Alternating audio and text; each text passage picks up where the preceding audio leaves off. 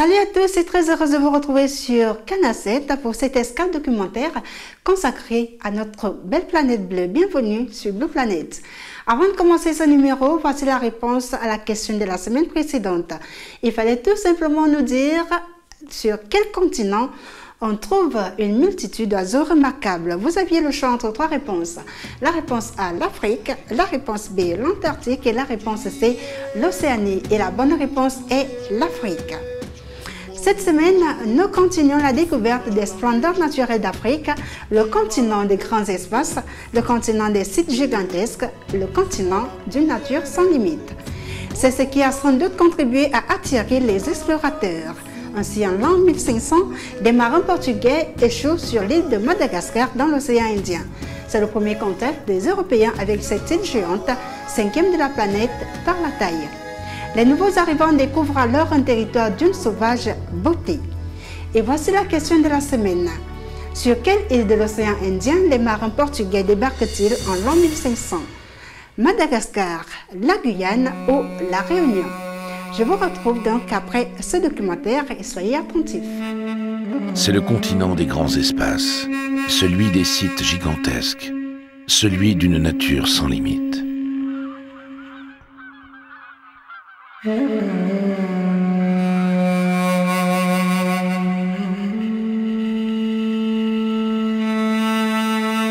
L'Afrique est le domaine des géants.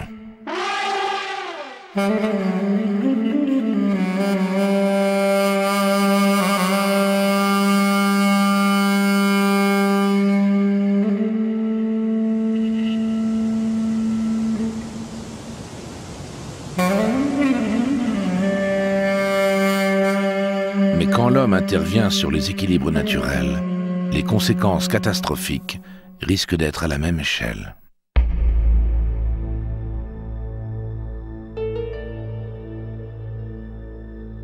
En l'an 1500, des marins portugais échappent à une tempête au large des côtes africaines.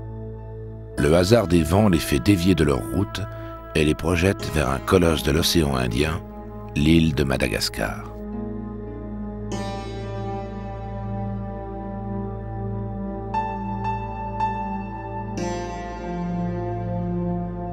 C'est le premier contact des Européens avec cette île géante, cinquième de la planète par la taille.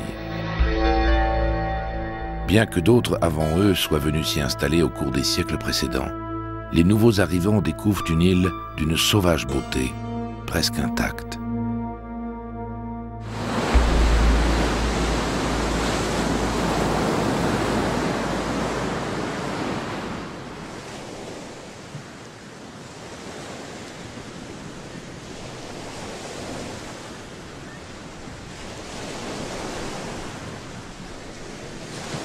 Tout y est réuni, la mer, la montagne, les forêts, les cours d'eau, une végétation variée et une faune unique, parfois même insolite.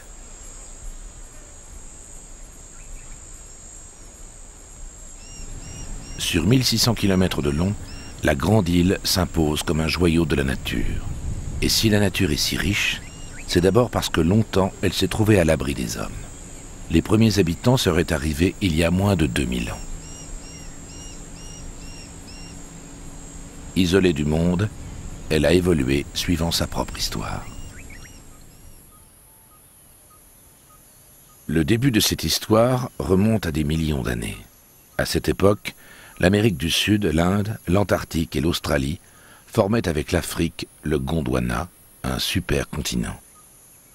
À la fin de l'ère tertiaire, celui-ci se disloque en plusieurs masses et Madagascar se sépare de l'Afrique.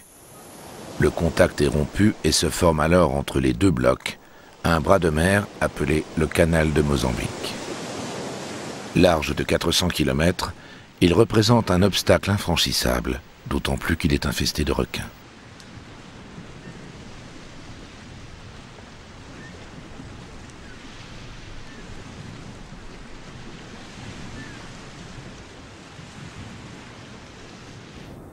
L'évolution de la nature suit donc son cours en parallèle sur la grande île, produisant une multitude d'espèces animales et végétales endémiques.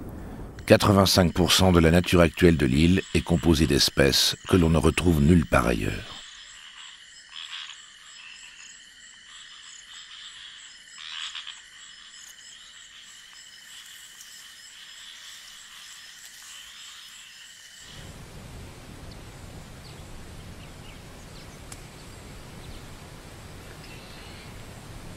Dans ce catalogue d'exclusivité, la faune, composée de différents reptiles, remplit un joli chapitre.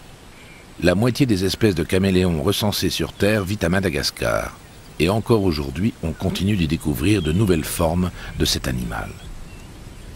Les caméléons se nourrissent d'insectes. Leur but est de les surprendre sans servir eux-mêmes de proie à leurs prédateurs. Aussi se sont-ils adaptés à cette double contrainte en cherchant au maximum à passer inaperçus. Pour être moins inquiétés, ils évoluent sur de fines branches. Même les plus grosses espèces, comme le caméléon de Parson, qui mesure plus de 60 cm, tiennent en équilibre sur de simples rameaux. Au niveau de la tête, celui-ci arbore des formes et des couleurs surprenantes. Sa protubérance rostrale, comme chez beaucoup de caméléons de Madagascar, orne uniquement la tête des mâles. Tout comme leur couleur, elle sert de repère pour intimider les ennemis ou impressionner les femelles. Des expériences ont même montré qu'en retirant ce nez démesuré à quelques individus, on les empêche de se reconnaître entre eux.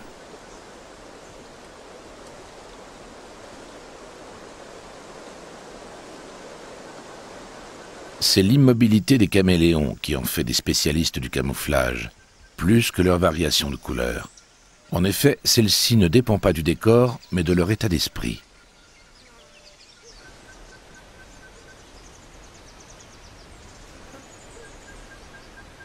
En matière de camouflage, d'autres espèces se montrent encore plus habiles. C'est le cas de ce type de gecko, du genre Urolaptus. Tout d'abord, de microscopiques crochets sous les doigts lui permettent de se plaquer contre les parois verticales. Ensuite, sa peau se confond avec les arbres sur lesquels il évolue. Il peut même l'éclaircir ou la foncer pour être en adéquation plus parfaite avec la couleur de l'écorce. Si malgré cela il arrive qu'il se fasse attraper par la queue, il l'abandonne et s'enfuit.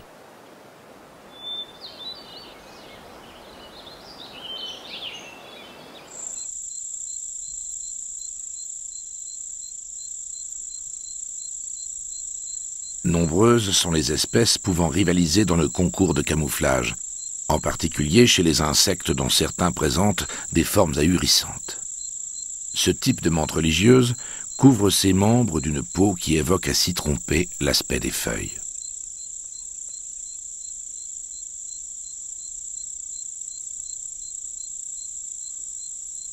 Le camouflage est un gage de sécurité chez les insectes, mais d'autres dangers les guettent dans ce pays où tout est différent. C'est dans le sud qu'on les rencontre au pied des arbres. Les feuilles ont la forme de petites cruches jaunes à l'allure innocente. Ces plantes s'appellent des népenthès.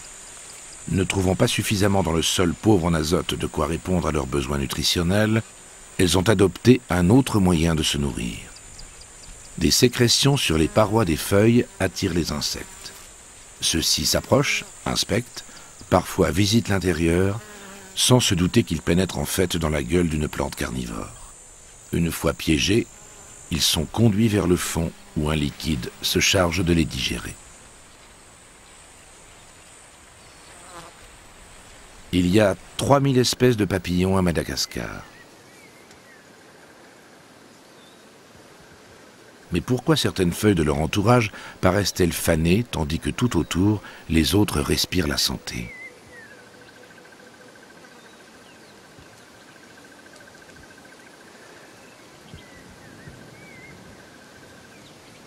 Un examen plus attentif permettra en définitive de se rendre compte qu'en fait, cette feuille n'est autre qu'un papillon, le Papilio salamis diprei, que l'on rencontre dans les forêts humides.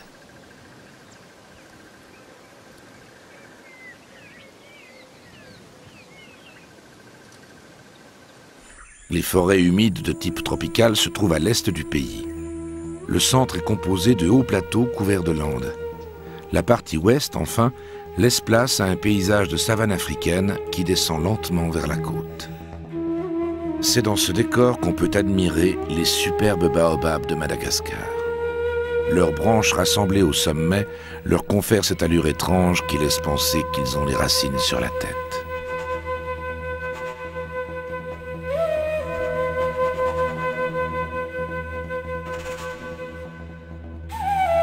Ici, dans la région de Morondava, ils sont en telle concentration qu'on appelle cet endroit l'avenue des Baobabs.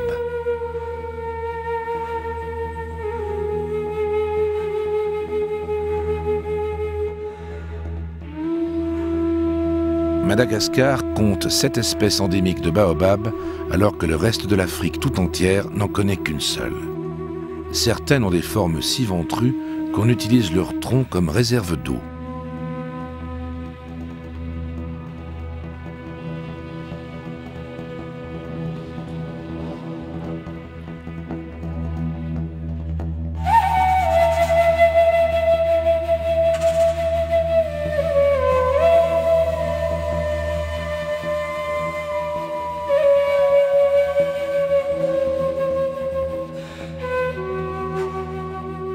La surface de Madagascar présente des aspects très différents suivant les zones de précipitation.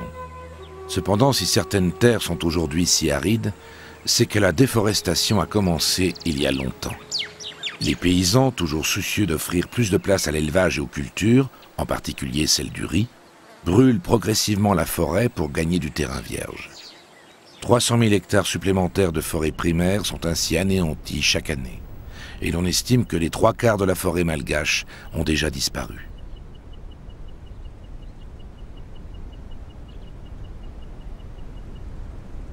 Les conséquences sont multiples et peuvent être dramatiques. En premier lieu, une érosion accélérée. Sans végétation pour maintenir la terre, les pluies créent des failles dans la couverture herbeuse et découvrent l'argile rouge qu'on appelle la latérite.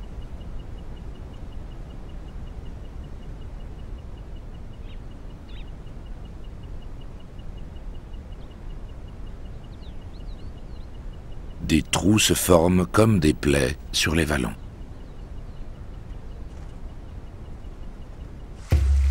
La terre fertile est emportée avec l'eau des précipitations. Les rivières se colorent de rouge. Enfin, les fleuves se chargent de jeter à la mer la couverture ainsi arrachée.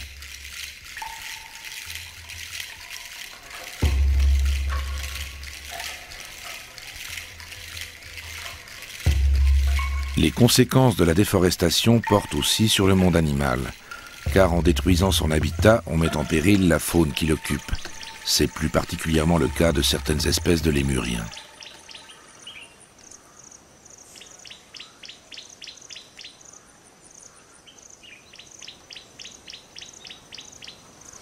On compte sur l'île Rouge une trentaine d'espèces différentes, avec pour chacune des caractéristiques qui lui sont propres. Les plus répandus sont les lémuriens bruns. Ils vivent la journée en choisissant d'ordinaire les forêts plutôt sombres et se nourrissent de fruits et de feuilles dans les arbres.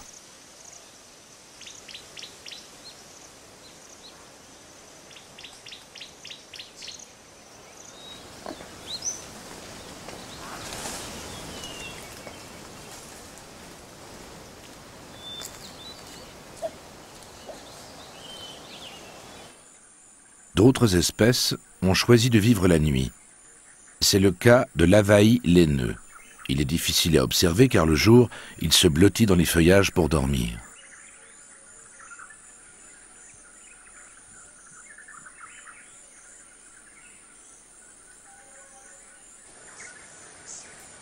C'est aussi le cas du lépilémure. Sa vision nocturne est rendue possible grâce à une réflexion de l'image à l'intérieur de l'œil, ce qui augmente sa sensibilité. Une des images les plus connues des lémuriens est cette queue annelée. C'est celle des makikata, qui, s'ils ne sont pas les plus répandus, font partie des plus reconnaissables. C'est aussi une des espèces les plus familières. Ils vivent bien en captivité et on peut observer facilement leur déplacement dans la réserve de Berenti.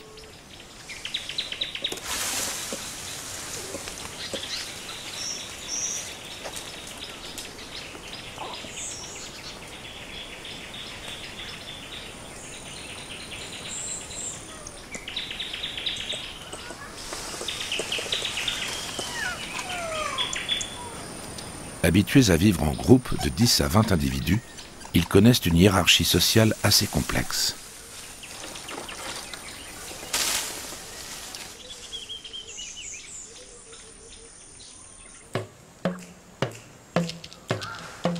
Le lémurien est un animal étrange, à l'allure parfois proche de celle de l'homme et à l'agilité des singes. Ancêtre de ces deux espèces, il s'agit là en fait de prosimiens, apparus avant les primates. Ils sont cependant dotés, comme ces derniers, de pieds et de mains préhensiles.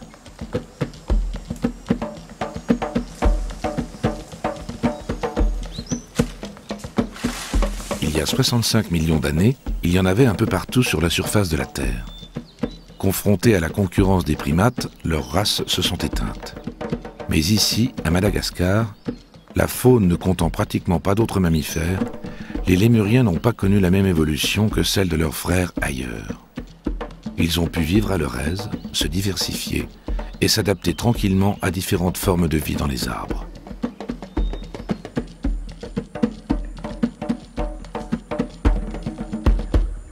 Mais le makikata est tout aussi capable de se déplacer sur le sol, un peu à la façon d'un chat, ce qui lui vaut son nom.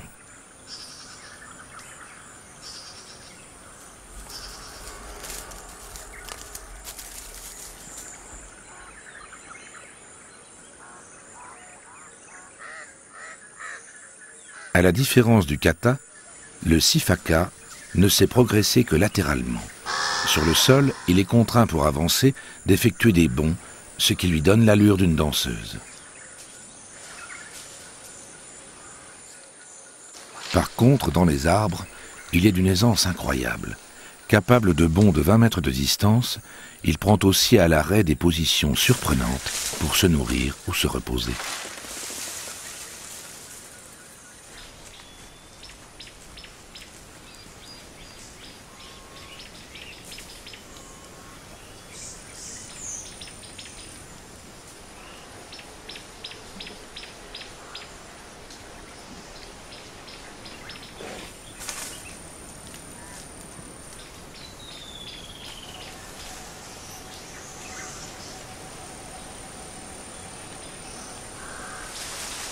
Ce sont les femelles qui généralement dominent les groupes. Elles maintiennent coincés entre le ventre et la cuisse leurs petits, dont seule la tête dépasse du pelage blanc.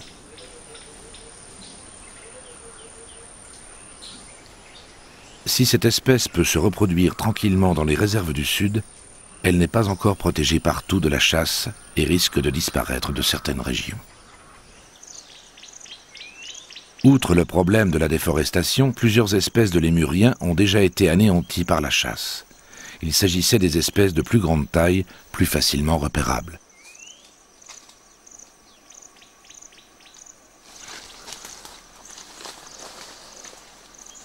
Parmi les grands lémuriens, il ne reste plus aujourd'hui que l'Indri, qui mesure 80 cm.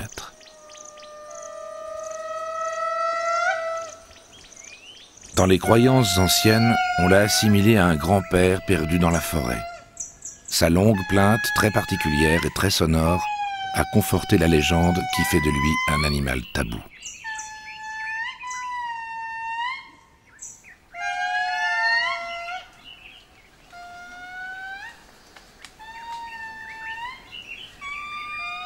Grâce à ce statut, l'Indri n'est pas en danger. Aujourd'hui, les organisations écologiques internationales prennent le relais des légendes. Avec les autorités malgaches, elles tentent de protéger le formidable patrimoine naturel du pays.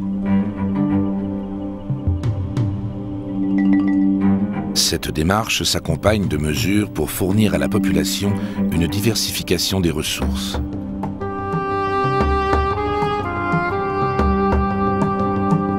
Au-delà de la nature, l'enjeu principal est la survie de 14 millions d'habitants. Et ce n'est pas le seul endroit en Afrique. À l'autre extrémité du continent, l'équilibre entre les hommes et la nature est confronté là aussi à des choix décisifs. Dans cette région, c'est le Nil qui commande tout. Le Nil, plus grand fleuve du monde, s'étire sur plus de 6500 km. Son bassin couvre 3 millions de kilomètres carrés du Burundi à l'Égypte. Il traverse 9 pays. Ainsi, près de la moitié de la population africaine est nilotique. C'est dire l'influence de ce géant sur le continent et plus particulièrement sur l'Égypte, qui n'a pu exister que par la présence du fleuve.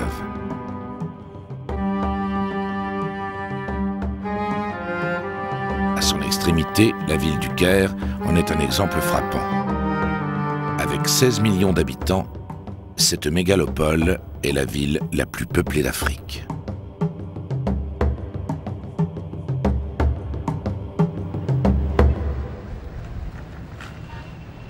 Mais elle n'est pas le seul pôle de concentration.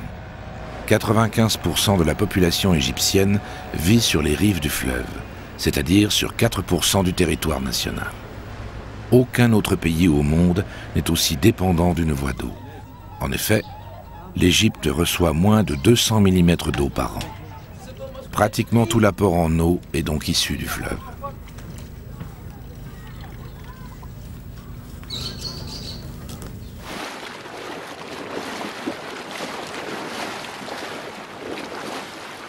En traversant le pays le long du Nil, on remarque de part et d'autre du fleuve la bande cultivée qui forme une oasis longue de 1000 km dans le désert égyptien. Depuis des siècles, les paysans y ont développé des réseaux d'irrigation de leurs champs.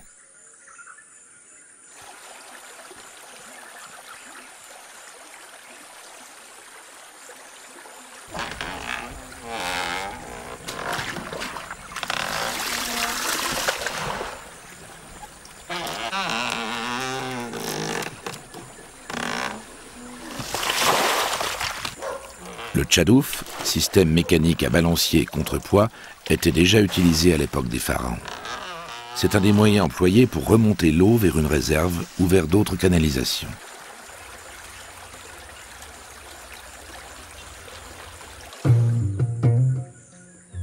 Un gigantesque projet de dévier une partie de l'eau pour fertiliser une vallée déserte est en cours.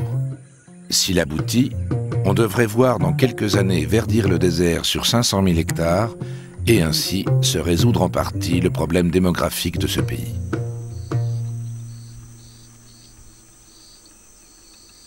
Le Nil n'est pas seulement indispensable à l'agriculture. Sur ses rives poussent les papyrus qui servaient de matériaux pour fabriquer les bateaux ou les cordes. Pendant longtemps, le Nil était la seule voie de communication. Les nombreuses felouks se chargeaient du transport des personnes et des biens courants.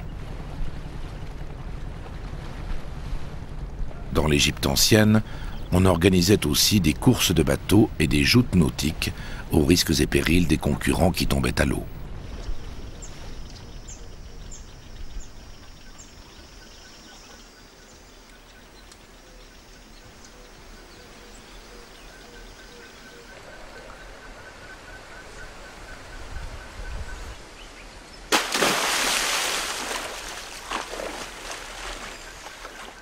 Autrefois, les crues du Nil étaient très spectaculaires.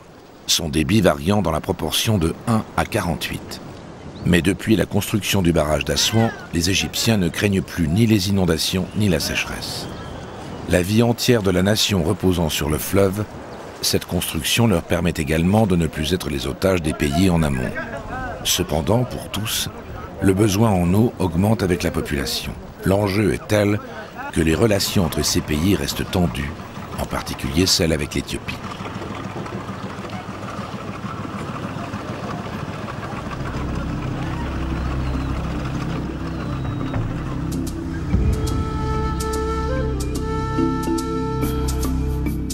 Il faut dire que 80% du Nil égyptien est issu du Nil bleu venant d'Éthiopie. Celui-ci rejoint le Nil blanc à Khartoum, au Soudan. Le Nil blanc se divise une nouvelle fois au nord du lac Albert. Le Nil Albert remonte par le Zaïre jusqu'au Rwanda, tandis que le Nil Victoria s'enfonce dans le parc national de Murchison Falls, le plus grand parc naturel d'Ouganda.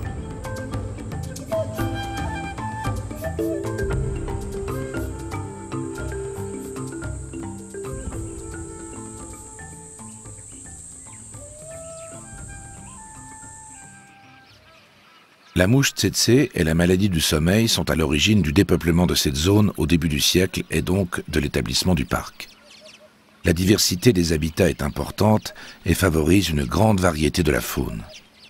Celle-ci a connu différentes menaces liées à la guerre, au braconnage et à la surpopulation de certaines espèces. Mais aujourd'hui, le parc de Murchison, au superbe potentiel, semble avoir retrouvé d'excellentes conditions naturelles.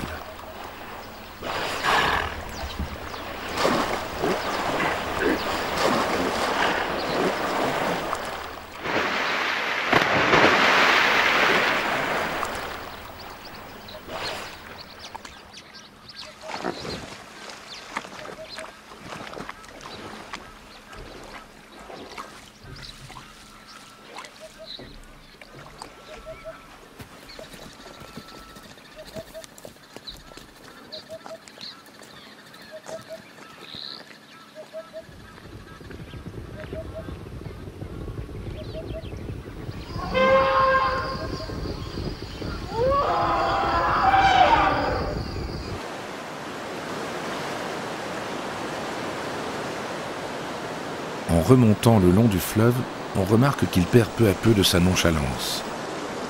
Des remous apparaissent à la surface, annonçant un accident hors du commun sur son parcours.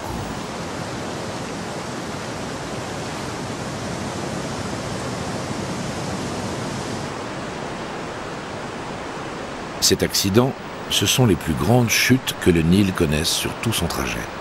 Ce sont les chutes Kabalega, aussi appelées Murchison.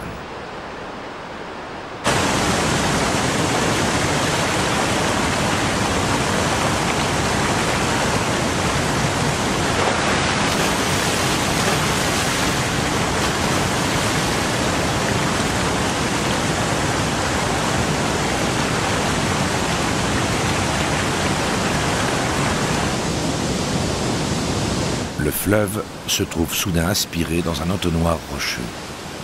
Malgré la quantité formidable d'eau qui s'y précipite, il doit se faufiler entre les blocs dont certains ne sont espacés que de 9 mètres.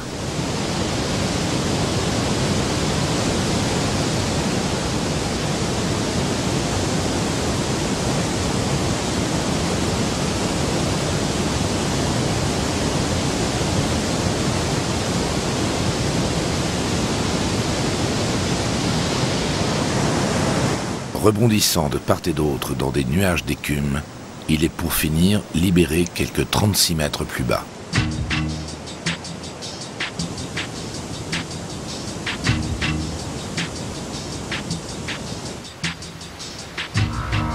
À quelques dizaines de mètres, un autre bras du fleuve subit une chute en escalier tout aussi spectaculaire.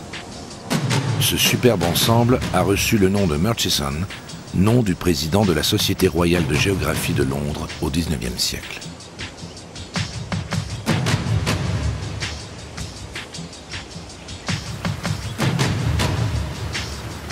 À cette époque, les explorations sont nombreuses dans cette région mal connue.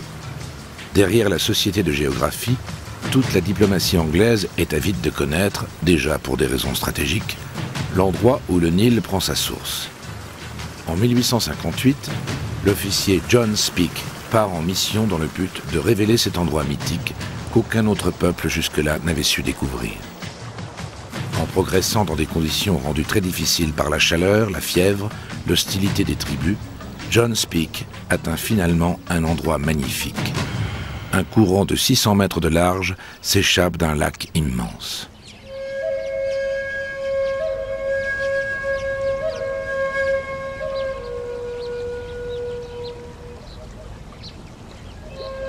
La quête est terminée. Ce point à la sortie du lac, qui en représente le réservoir, marque le début du Nil.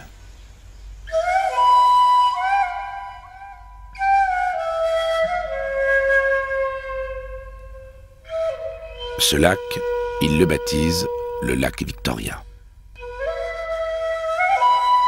C'est une réserve d'eau colossale, puisque le plus grand lac d'Afrique est aussi le deuxième bassin d'eau douce de la planète.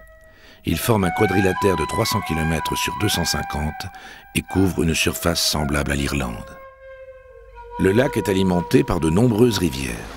Pour certains, la véritable source du Nil est donc celle du principal affluent du lac, la Kagera, dont la source Kasumu se trouve au Burundi.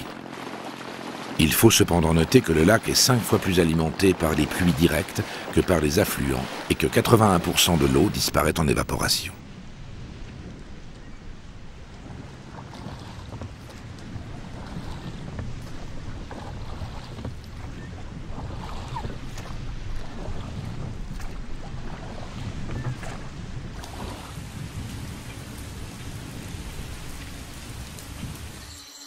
En entrant en contact avec les masses d'air froid, la vapeur crée des nuages et de nouvelles chutes de pluie. Le climat chaud et humide favorise le développement de parasites, d'insectes et de maladies qui y sont liées.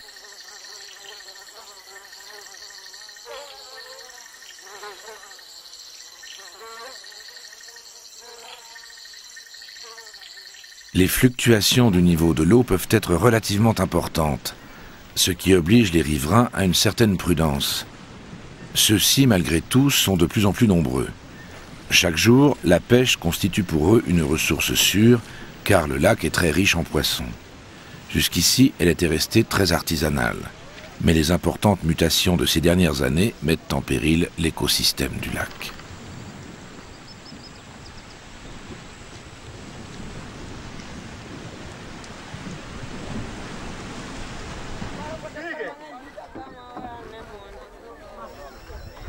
Dans les années 70, on comptait 500 espèces de cyclidés, magnifiques poissons colorés, endémiques pour la plupart.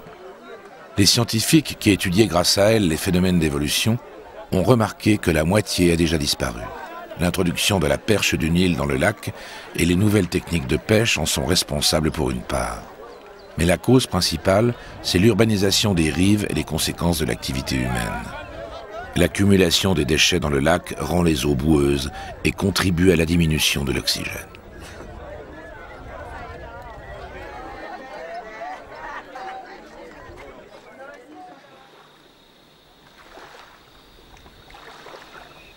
Une autre menace se répand à la surface du lac. C'est le développement rapide de la jacinthe d'eau. Originaire d'Amérique du Sud, cette plante apparue sur le lac en 1989. Se reproduit à grande vitesse. On estime qu'en 10 ans, elle a recouvert 3% de la superficie du lac.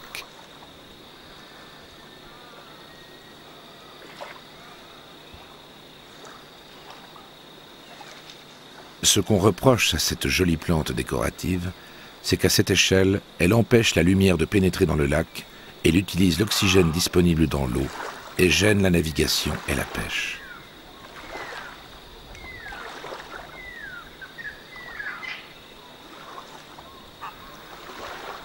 Ici aussi, les dangers qui pèsent sur l'équilibre de la nature concernent indirectement les nations qui en dépendent.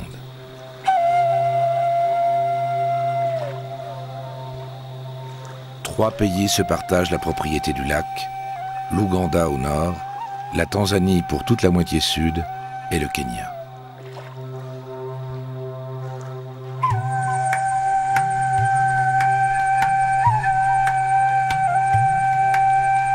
Lorsqu'il était ranger à la frontière de ces deux derniers pays, Ernest Hemingway a longuement admiré ce géant couché sur l'horizon, le Kilimandjaro.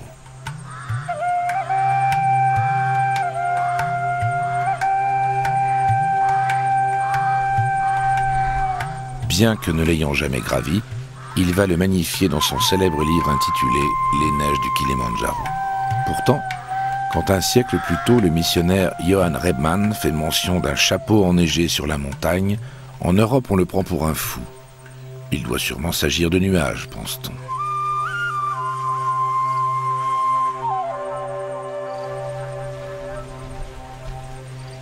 Les Chagas, agriculteurs qui vivent à la base du volcan et profitent de sa fertilité, parlent quant à eux de quelque chose de froid, tout là-haut. Même si son existence sous l'équateur est désormais acceptée, beaucoup veulent aujourd'hui aller toucher la neige eux-mêmes. Vu le nombre de candidats à l'ascension de ce bloc montagneux, la Tanzanie l'a décrété parc national en 1973. Il y a plusieurs voies pour gravir le Kilimandjaro. Celle de Marangu est la plus rapide, la mieux aménagée et ne demande pas de technique particulière. Ainsi, de la volonté et une bonne condition physique suffisent pour parvenir au sommet, possibilité unique sur la planète compte tenu de son altitude à près de 6000 mètres.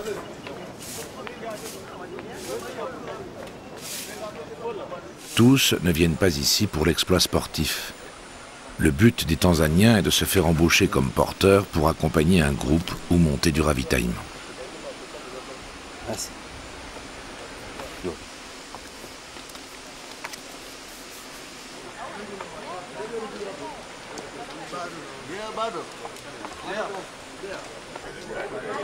Près du bureau, les équipes se préparent. Un peu inquiets, les trekkers mémorisent une dernière fois les précautions à prendre et intègrent le programme des quelques jours d'effort, après quoi ils se lancent dans l'aventure.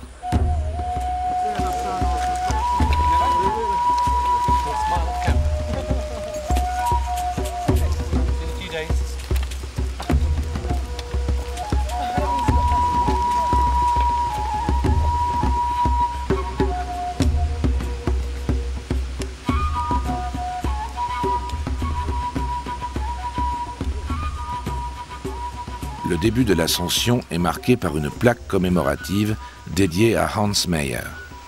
Ce professeur de Leipzig a été le premier à atteindre le sommet en 1889. Le drapeau qu'il y planta était celui de l'Allemagne, car le Kilimandjaro était à la fois la plus haute montagne de la terre africaine et le point culminant de l'Empire germanique. Le sommet prit alors le nom du souverain allemand, le Kaiser Wilhelm Spitze.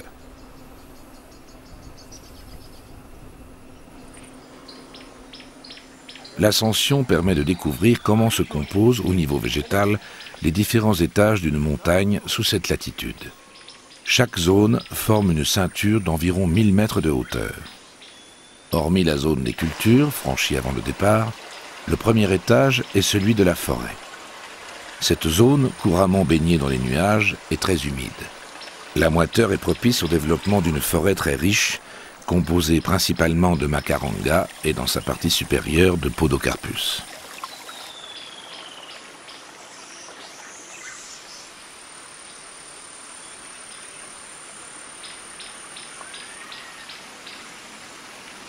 Autour des arbres se développe une végétation dense de fougères, lianes, mousses, orchidées.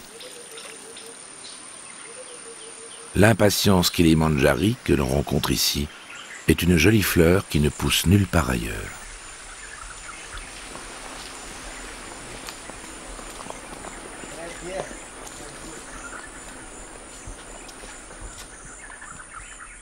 Une telle forêt constitue un habitat privilégié pour une faune variée, qui trouve là en abondance de quoi se nourrir et se cacher.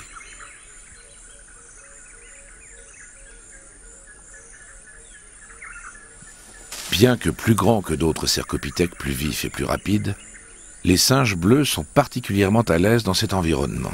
On les reconnaît à leur pelage toujours fourni sur le dos, mais dont la couleur est variable.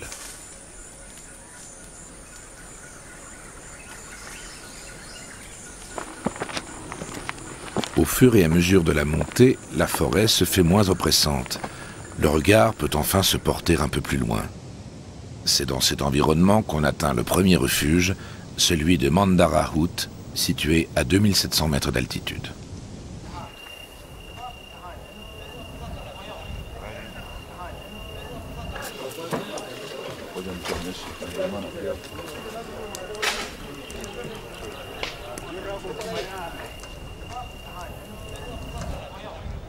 Si la première journée a servi de tour de chauffe, la deuxième va mettre beaucoup plus les organismes à l'épreuve. Le programme commence par la découverte du cratère Maoundi et se poursuit par la montée vers Orombo. Dénivelé, plus de 1000 mètres. Durée de l'ascension, de 5 à 7 heures.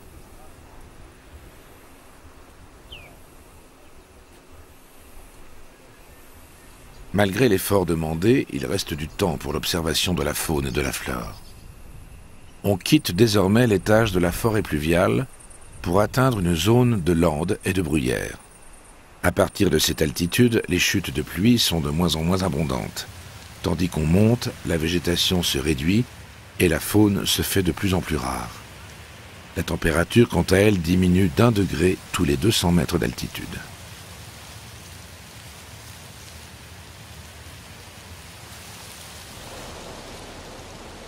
Cet étage convient parfaitement à de petites fleurs élégantes, nombreuses et variées, dont la plus courante est la Protea kilimandjarica.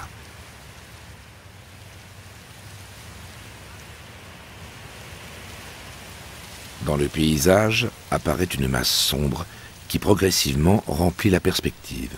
Il s'agit du mont Mawenzi.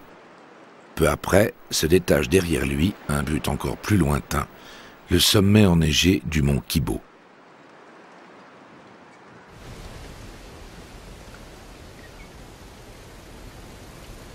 Depuis le cratère Maoundi, et à condition que les nuages s'écartent, on perçoit très bien le contraste entre ces deux sommets l'un derrière l'autre. La route est encore longue, mais cette fois on en connaît visuellement le but. Un but qui, malgré son altitude élevée, est accessible à ceux qui sauront persévérer. Les groupes que l'on croise et qui ont vaincu le sommet en sont le témoignage.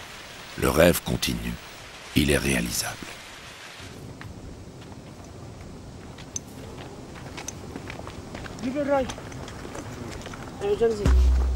Les hautes futaies marquent la dernière partie de cette étape.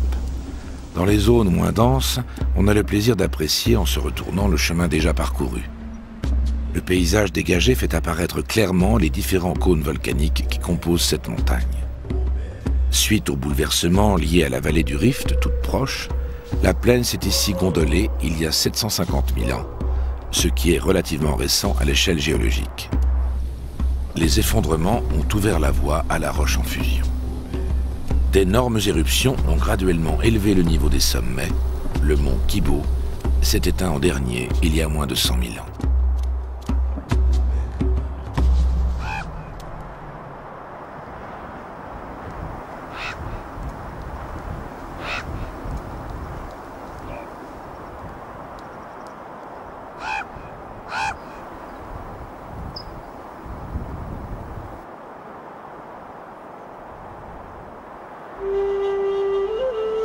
Tandis que le jour tombe, on atteint enfin le refuge. Il a été situé de manière à ce que le panorama sous cette lumière rasante soit superbe.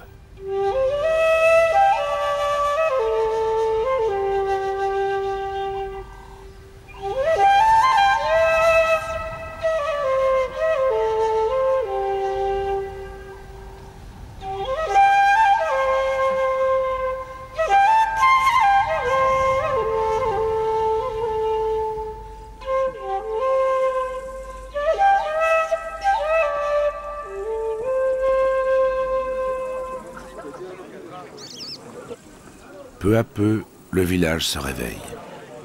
La température est encore très basse, mais tous s'installent dehors pour apprécier le site avant une nouvelle journée d'effort.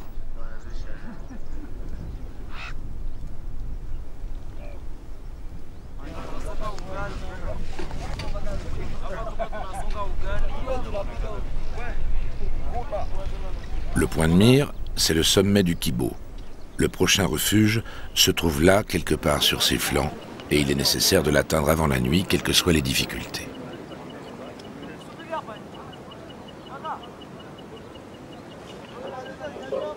Le départ des randonneurs laisse le champ libre à d'autres populations pour qui s'annonce l'heure bénie de manger les miettes.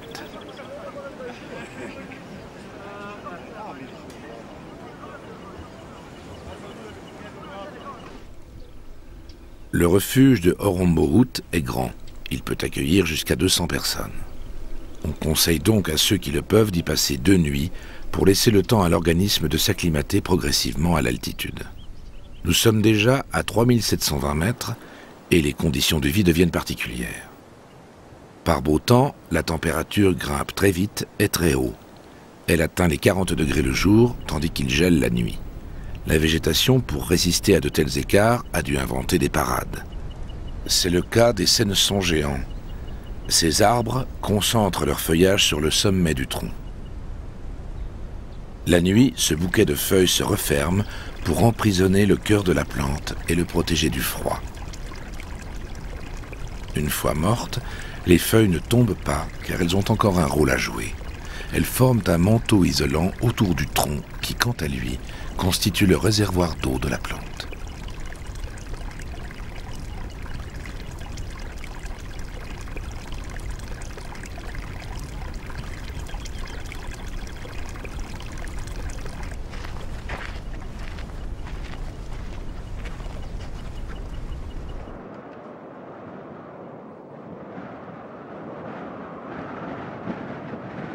Passé cette forêt de Senson, on atteint l'étage du désert. Le paysage, de plus en plus nu, annonce qu'ici la vie n'est pratiquement plus possible.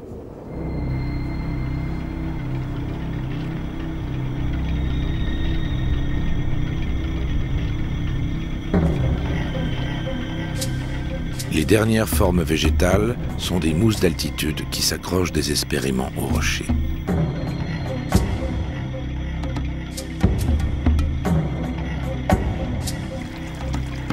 L'eau à son tour disparaît. On passe la dernière source. On a appelé le grand plateau qui mène au Kibo la selle, car sa forme arrondie et sa couleur sombre évoquent la nudité d'une selle de cuir. Ce plateau longe le mont Mawenzi que l'on voit depuis la plaine. Pour les Chaga, la communauté qui vit à la base du Kilimandjaro, le Mawenzi et le Kibo s'opposent. Kibo signifie Mont Blanc en Chaga. Cela se traduit aussi par celui qui rayonne. Il est associé au bien et à la chance. Le Mawenzi, le mont noir à l'allure repoussante, est porteur de légendes maléfiques et signe de désolation. On raconte que ces arêtes déchiquetées sont la conséquence d'un coup de bâton que le Kibo lui a donné pour le punir de sa perfidie. Depuis, il se tient à distance et respecte la montagne couronnée de blanc.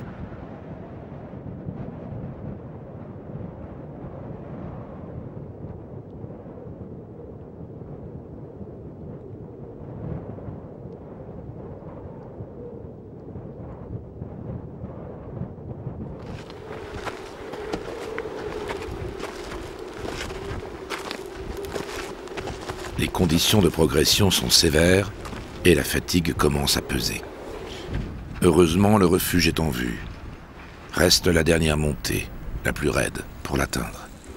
Le manque d'oxygène s'accentue et se fait plus durement sentir dans cet ultime effort.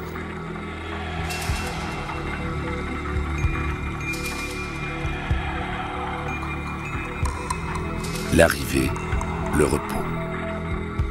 Pour ceux qui parviendront à dormir, il sera de courte durée car le lendemain, le départ est donné entre minuit et 1h du matin.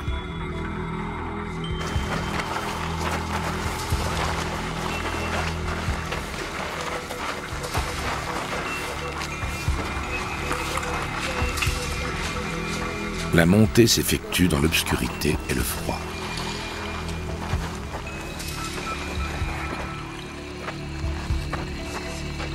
La pente que l'on a pu observer la veille depuis le refuge est couverte d'éboulis. De larges lacets ont été dessinés par le passage des marcheurs. On atteint Gilman's Point quand le jour commence à poindre. La partie la plus raide de l'étape est franchie.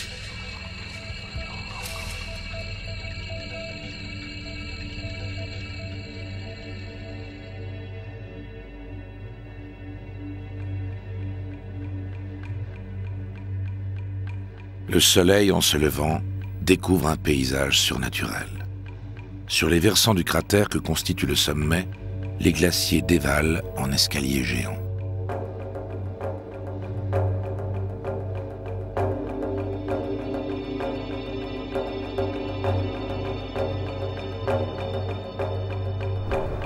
Tous les randonneurs ne bénéficieront pas de ce spectacle.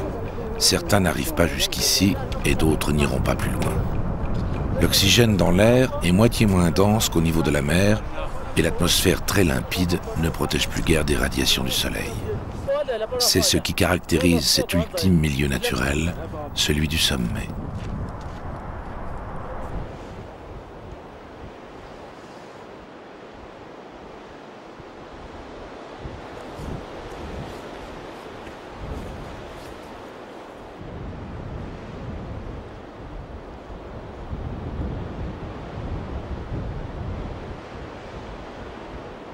Le sommet a la forme d'un plateau composé d'un cratère entouré de plusieurs champs de glace.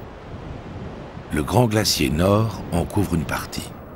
Il présente sur son flanc de véritables falaises dont certaines atteignent 30 mètres de haut.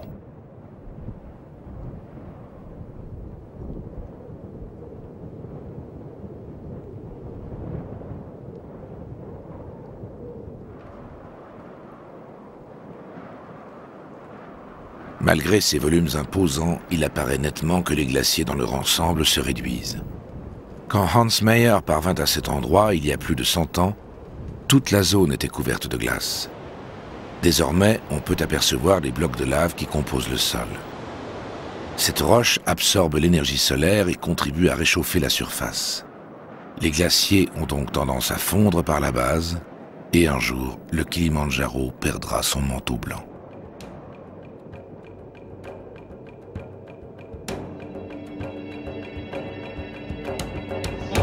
Ceux qui sont allés au bout ont vaincu l'ultime montée du sommet. Les Tanzaniens, depuis leur indépendance, l'ont rebaptisé le Uhuru Peak, ce qui veut dire le pic de la liberté.